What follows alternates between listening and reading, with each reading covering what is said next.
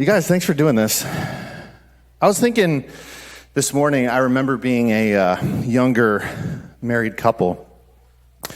And I remember having conversations with some older marrieds. And I remember sometimes the attitude was kind of like, oh, you'll learn, like you'll get there. You'll see what it's like, But what's interesting is gospel humility says, I don't have it all figured out, right? My marriage isn't perfect, whether it's 20 years old or 40 years old or 60 years old. There's so many things I can learn. And I just want you guys to know that as a younger married couple, our church can learn from you. I want you to remember that. And we're excited to hear this morning some of the things, some of the essentials that you guys feel like are building your marriage, growing your marriage. What's been working?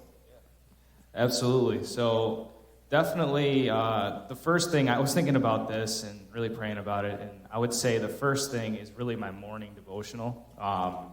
And I say this, I'm going to wrap this around a marriage, but constantly reminding myself of who Jesus is and how much I need Jesus.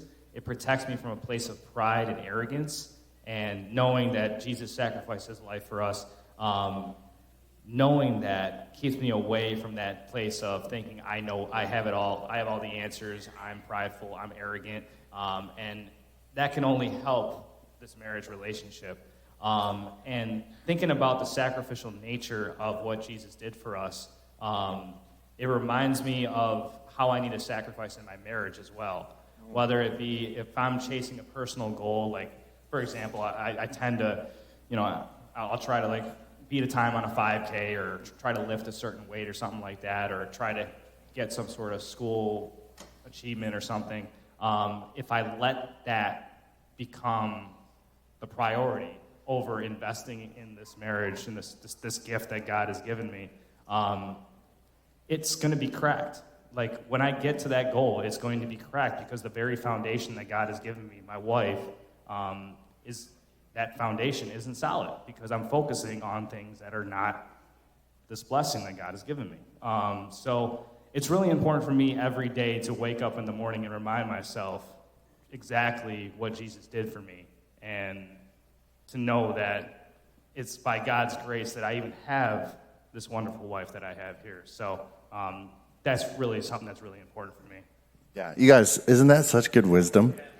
Man, that's so good. Going back to the cross, right? Reminding ourselves daily of the way that Jesus sacrificed his life for us, all that he's done and all that he's given us, that can infiltrate our marriage, cause us to respond the same way towards our spouse. It's beautiful. How about you, Christina? Yeah, so just a side note, that's really encouraging what you said earlier, JV, that you guys can kind of glean from us. Sometimes I think we've been married for almost 8 years, so it'll be 8 years this year.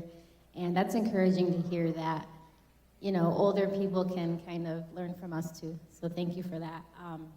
But for me, I was thinking about this a little bit this week, and the word servanthood stuck out to me in regards to our marriage.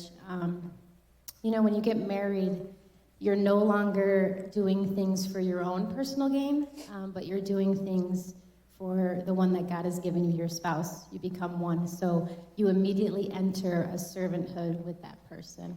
And what has really helped me is just realizing that whether I want to do it or not, the Lord has given him to me, and I am to serve him just like how Jesus served the disciples and those around him. We can learn a lot from Jesus in the Gospels, obviously, from everything that he did for the people who followed him. And, as Christians, that's one of our main goals, is to become more like Jesus, right? So just that word servanthood has really stuck out to me this week. And not just serving when, either he asks you, but serving with a good attitude without grumbling or complaining, I think is a key too. So whether, it's not asked, whether you're just doing something before he asks, or whether he asks you to, let's just say, make pasta with meat sauce for the third time in a week and a half. You do it. Because that's his favorite meal that you make. I've heard Julio has a limited palate. It's very Is that a good way to say Italian, it? So I like everything. Yeah. But anyway, so, but no, so just serving, with a joyful attitude and just taking cues from Jesus in the Gospels has really helped me in my marriage, and I think will continue to, and if it can help you too. Yeah. Jesus said, I didn't come to be served. Right? I came to serve. What wisdom that is, and applying that to our marriages. That's so good, you guys. You want to do this again next month, or? We're good. Oh, salad. Any more pearls? That's so good. Thank you. Can we thank these guys?